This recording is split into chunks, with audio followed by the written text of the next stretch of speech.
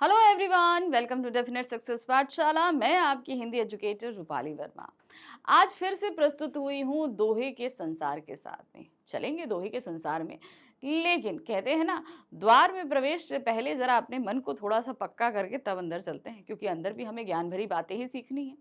तो थोड़े से ज्ञान के साथ शुरुआत करते हैं। भाई, आज क्या सीखने वाले हैं, आज क्या समझने वाले हैं।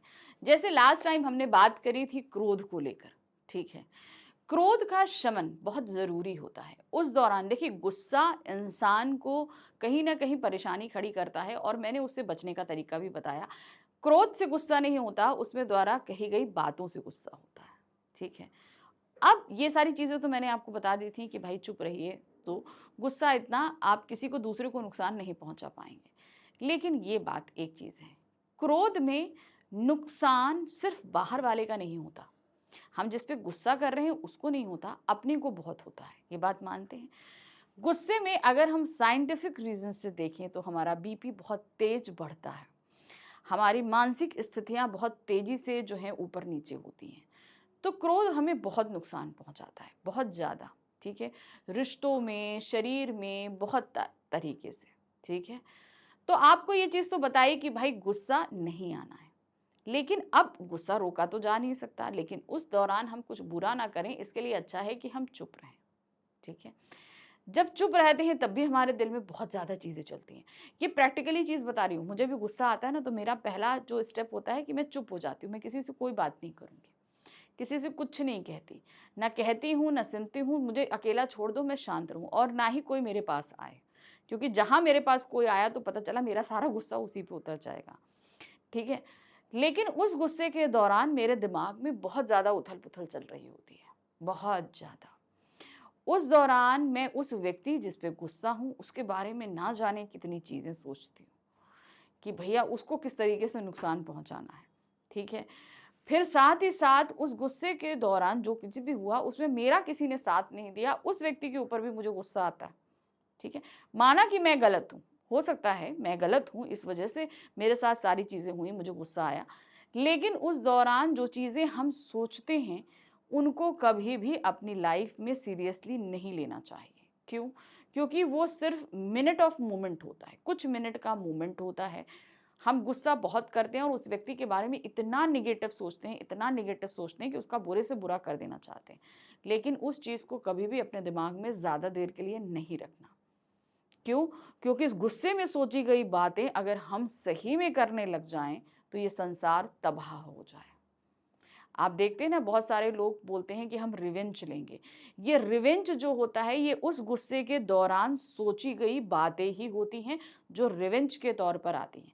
और रिश्तों में हम कभी रिवेंज नहीं लेते, चाहे हमारे माँ बाप हों, भाई बहन हों, दोस्त हों, कोई भी हों। हमें उनसे रिवेंज नहीं लेना चाहिए, क्योंकि अगर हमें उनके द्वारा गुस्सा आया भी है, तो वो तो हमारे अपने हैं ना, है कि नहीं है। और हमारा बुरा तो कभी वो बच नहीं चाहेंगे। इसलिए कोशिश करो कि गुस्से के दौरान जो भी चीज़ें सोच रहे हो, उसे वहीं तक रखो। उसके आगे अपनी लाइफ में कभी लेकर उनको आगे मत चलना, क्योंकि वो आपको सिर्फ और सिर्फ नुकसान ही पहुंचाएंगे, ठीक है। वो क्षण भर की बात है, उसी क्षण खत्म हो जानी चाहिए, ठीक है। चलिए, तो आज फिर से हम चलते हैं दोहों में और देखते हैं कबीर दास जी के दोहे। तो ये दोहे का संसार वैसे तो बहुत बड़ा है, ठीक है। देखिए क्या है, आज है दोहा संख्या 129 और 130। क्या कह रहे हैं कबीर दास जी? असुन तखट तखत अड़ी आसना, ठीक है। पिंड झरोके नूर, जाके दिल हो बसा सैन लिए हजूर। क्या कह रहे हैं? असुन तखट अड़ी आसना। तखट मतलब जानते हो, तख्ता जो होता है, उस पर जो है कुंडली लगाकर बैठ जाना, वो चीजें हैं। पिंड झरोके नूर, और पिंड यानी कि हमारी जो आत्मा है, वो शरीर के नूर के रूप में बाहर आ रही है। यानी कि इस संसार में हम आसन लगाकर बैठे हैं, और हमारी आत्मा का जो नूर है वो बाहर फैल रहा है। जाके दिल हो बसा सैन लिए हजूर, यानी कि जिसके दिल में आप बसते हो, जिसके दिल में आप बसते हो, वो पूरे प्रकाश की सेना लेकर, दिया है ना, पूरे प्रकाश की सेना लेकर सभी दिलों में उपस्थित हो जाता है मैं के रूप में।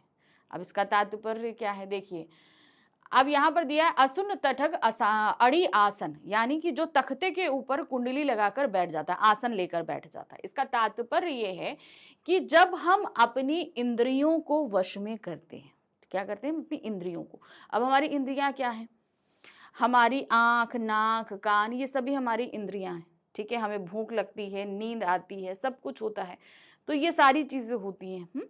तो वही चीज दिया है कि अपना जब हमारा ये जो शरीर है इस संसार में उसी प्रकार विद्यमान है जैसे कोई तख्ते पर आसन लगाकर बैठता है, ठीक है।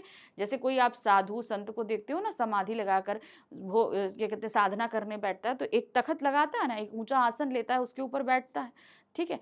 तो उसी तरीके से हमारा ये जो शरीर है इस संसार के तख्ते पर आसन लगाकर बैठा है, और हमने अपनी सभी इंद्रियों को वश में करके अपने अंदर जो है वो नूर अर्थात ईश्वर का प्रकाश अपने अंदर विद्यमान कर लिया है, ठीक है। यानी कि जब हम इस संसार में आते हैं, ईश्वर की साधना करते हैं, तो हमारे अंदर ज्ञान का प्रकाश, हमारी इंद्रियों में ज्ञान का प्रकाश विद्यमान होता है। हमें हर एक चीज की नॉलेज होती है, जाहिर सी बात है हम बहुत सारा ज्ञान यहाँ पर आकर प्राप्त करते हैं। जब हमारे पास ये सारा ज्ञान हो जाता है तो एक तरीके से ईश्वर जो है, अब हमारा ज्ञान हमारे पास बहुत सारा ज्ञान हो गया, अब हम सभी के जब हमारे पास ज्ञान प्राप्त होगा तो हम सबसे अच्छे से आचरण करेंगे, अच्छे से व्यवहार करेंगे। जब हम अच्छे से व्यवहार करेंगे तो हम दूसरों के दिलों में राज करेंगे। आप देखते हो ना, बहुत सारे लोगों का, कुछ लोगों की बड़ी तारीफ करते हैं, अरे वो व्यवहार में बहुत अच्छा है, सबकी बड़ी मदद करता है। तो ऐसे व्यक्ति क्या हैं, उन्होंने अपनी इंद्रियों को वश में किया। अब हमारी इंद्रियां हमसे बहुत गलत काम कराती हैं, जैसे हमें ईर्ष्या होती है, जलन होती है, हम क्रोध की वजह से दूसरों को अपशब्द कह देते हैं, ठीक है, होता है कि नहीं होता है। तो ये इंद्रियों को वश में करने की बात है। जब हमारे पास ज्ञान का प्रकाश आ जाता है, हमारे शरीर में ज्ञान का नूर फैल जाता है, तब क्या होता है, तब हम दूसरों से अच्छे से व्यवहार करते हैं, और इस तरीके से मैं ज्ञान और प्रकाश की पूरी सेना लेकर मैं, यानी कि मेरा जो व्यक्तित्व है वो दूसरों के ऊपर राज करता है। अर्थात उस व्यक्ति के जिसके अंदर ज्ञान का प्रकाश होता है वो दूसरों के दिलों पर राज करता है। समझ में आया। तो यहाँ पर हम इस संसार में आसन लगाकर हमने जो साधना करी है, अर्थात जब हम अच्छी अच्छी बातों को सीखते हैं तो हमारे अंदर ज्ञान का प्रकाश विद्यमान हो जाता है। हम बहुत सारी चीज़ों को सीखते हैं, हमारे व्यवहार में बदलाव होता है, और इसी व्यवहार के चलते हम दूसरों के दिलों पर राज करते हैं। ठीक है, देखिए क्या है, हे जीव, जिसने शरीर के इंद्रिय झरोकों में अपना ज्ञान प्रकाश फैला लिया, यानी कि जिस व्यक्ति को सभी ज्ञान के अच्छे व्यवहार की प्राप्ति हो जाती है, आभास हो जाता है, वह सत्य चेतन स्वरूप ही तुम्हारी अविचल स्थिति दशा होती है। यानी कि वही ज्ञान हमारे लिए सर्वोपरि होता है।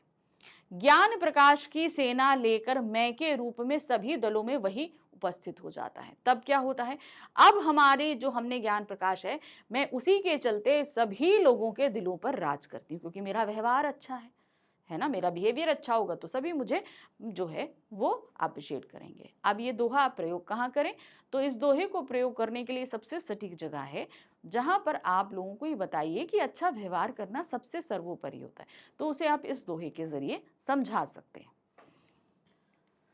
नेक्स्ट है, एक ही तो है नहीं, दो कहें तो गारी, है जैसा रहे तैसा कहें कबीर विचारी।